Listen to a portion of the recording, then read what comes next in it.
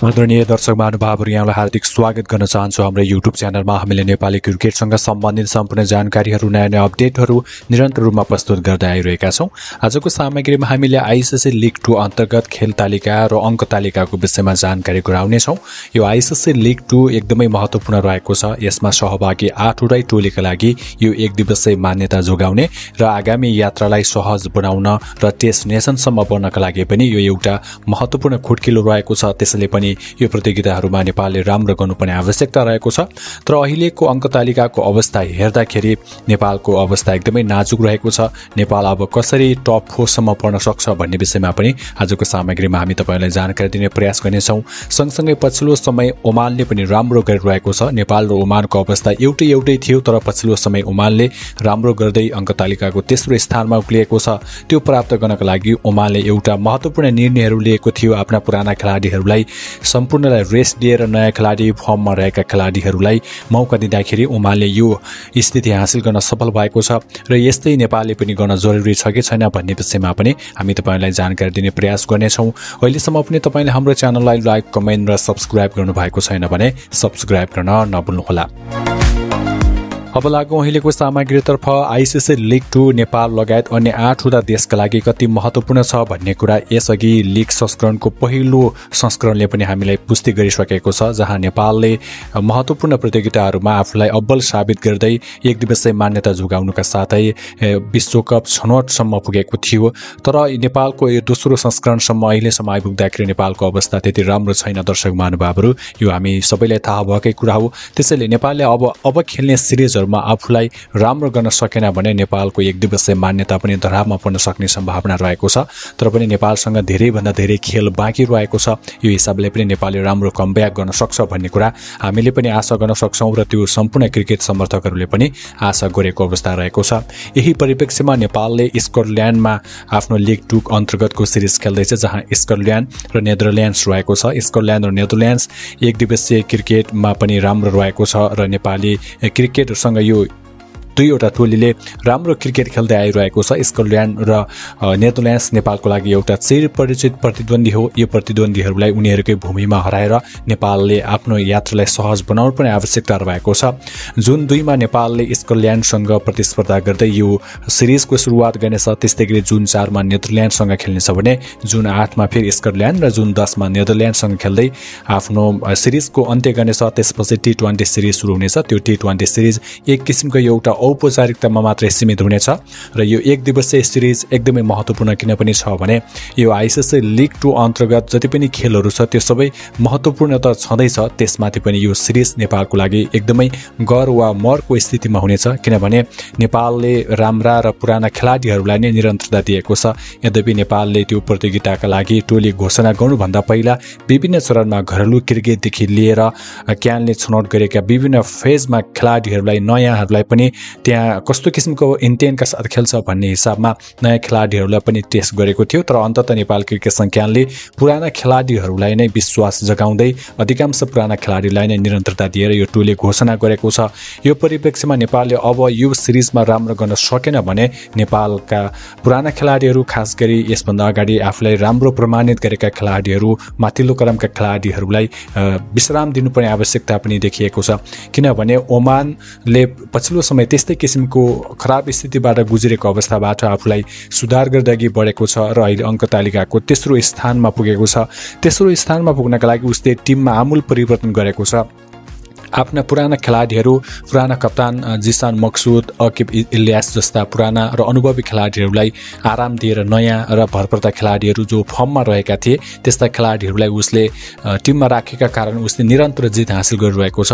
र अहिले अमेरिकामा उसले क्यानाडा र अमेरिकासँग सिरिज पनि खेलिरहेको छ, जहाँ उसले लगातार 2 वटा जित हासिल गरेको छ र अमेरिकालाई घरेलु मैदानमै पराजित गरेर अङ्क तालिकाको तेस्रो स्थानमा पुगेको छ। 18 खेलमा 10 मा जित हासिल गर्दै 22 अङ्कका साथ ऊ अङ्क तालिकाको तेस्रो स्थानमा रहेको छ। दर्शक महानुभावहरू, नेपालले पनि अब जो फर्ममा छैन, जसले राम्रो गर्न सकिरहेको छैन, त्यस्ता खेलाडीहरूलाई विश्राम दिनुपर्ने आवश्यकता रहेको छ। अब पनि हामीले फर्ममा नभएका, राम्रो गर्न नसकेका खेलाडीहरूलाई निरन्तरता दिन सक्यो भने हाम्रा ओडिआई स्ट्याटस पनि एक किसिमले धरापमा पर्नेछन्। र अङ्क तालिकाको कुरा गर्दाखेरि नेदरल्यान्ड्स पक्कै पनि वो राम्रो टोली हो र अङ्क तालिकाको शीर्ष स्थानमा रहेको छ। 20 खेलमा 12 जितका साथ 26 अङ्क रहेको छ नेदरल्यान्ड्सको। त्यस्तै गरी अमेरिकाको पनि अवस्था एकदमै राम्रो रहेको छ। 18 खेलमा 12 जित सहित 24 अङ्क प्राप्त गरेको छ। त्यस्तै ओमानको हामी यसअघि नै चर्चा गरिसकेका छौँ। त्यस्तै चौथो नम्बरमा स्कटल्यान्ड रहेको छ, जोसँग हामी प्रतिस्पर्धा गइरहेका छौँ। स्कटल्यान्डले 16 खेलमा 9 मा जित हासिल गर्दै 20 अङ्कका साथ चौथो स्थानमा रहेको छ। र क्यानाडा यसभन्दा अगाडिल्लो सिरिजहरूमा एकदमै राम्रो गरेको थियो, नेपालदेखि लिएर युएसम्मको सिरिजमा राम्रो गरेको थियो। उसले 18 खेलमा 9 मा जित हासिल गर्दै 20 अङ्क प्राप्त गरेको छ। त्यसै नामिबियाको पनि 20 खेलमा 7 मा जित सहित 14 अङ्क छ भने त्यस्तै 7औं स्थानमा रहेको छ युएई, जसले 16 खेलमा 3 मा मात्र जित हासिल गरेर 6 अङ्कका साथ 7औं स्थानमा रहेको छ। र नेपालले 12 खेल एकदमै कम खेल खेलेको छ र जसमा मात्र 2 जित निकालेर 6 अङ्क रहेको छ नेपालको, र 8 खेलमा हार बेहोरिसकेको छ नेपालले।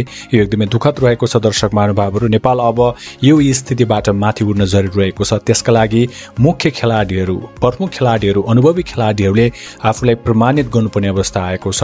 चाहे त्यो बलर होस्, चाहे त्यो ब्याटर होस्, आफूलाई प्रमाणित गर्नुपर्ने अवस्था आएको छ। यदि हामी यो स्थितिबाट माथि उठ्न सकेनौँ भने हाम्रो ओडिआई स्ट्याटस पनि धरापमा पर्नेछन्। दर्शक महानुभावहरू, यो कुरा खेलाडी र नेपाल क्रिकेट संघ क्यानले पनि बुझेको छ। त्यसैले एक किसिमको दबावमा रहेको छ नेपाली खेलाडीहरू अहिलेको सिरिजमा, र खास गरी कप्तान रोहित कुमार पौडेलले यो कुरा बुझेको हुनुपर्छ। र यो सिरिजमा राम्रो गर्न सकेको खण्डमा कप्तान रोहित कुमार पौडेलको कप्तानी निरन्तरता हुनेछ भने, यदि यो सिरिज राम्रो गर्न नसकेको खण्डमा रोहित कुमार पौडेलले पनि आफ्नो कप्तानीको विषयमा सोच्नुपर्ने आवश्यकता रहेको छ। यही कुरालाई ध्यानमा दिएर नेपाल क्रिकेट संघ क्यानले दिपेन्द्र सिंह एरीलाई उपकप्तानको जिम्मेवारी दिएको छ र उपकप्तानबाट दिपेन्द्र सिंह एरीलाई कप्तानको जिम्मेवारी दिने संघले सम्भावना पनि रहेको छ। दर्शक महानुभावहरू, र समग्र परिस्थितिमा अहिले नेपाल क्रिकेट संघ क्यानले नयाँ कोच पनि ल्याएको छ, नयाँ प्रशिक्षक पनि ल्याएको छ। उसले अस्ट्रेलियामा लामो समयसम्म घरेलु क्रिकेट पनि खेलेका छन् र प्रशिक्षणको राम्रो अनुभव पनि रहेको छ उनीसँग। उनले नयाँ फर्मुलाका साथ, नयाँ उद्देश्य, नयाँ योजना, नयाँ सङ्कल्पका साथ अघि बढाओस् नेपाल क्रिकेट टिमलाई, र त्यो छनक अहिले अभ्यास खेलहरूमा देखिरहेको छ। अभ्यास खेलमा नेपालले राम्रो गरिरहेको छ, भलै त्यो टिम त्यति राम्रो नहोला तर पनि उसले त्यहाँको कन्डिसनले गर्दाखेरि राम्रो भइरहेको छ। नेपाली क्रिकेट टोलीका ब्याटरहरूले राम्रो इन्टेन्ट देखाइरहेको छ।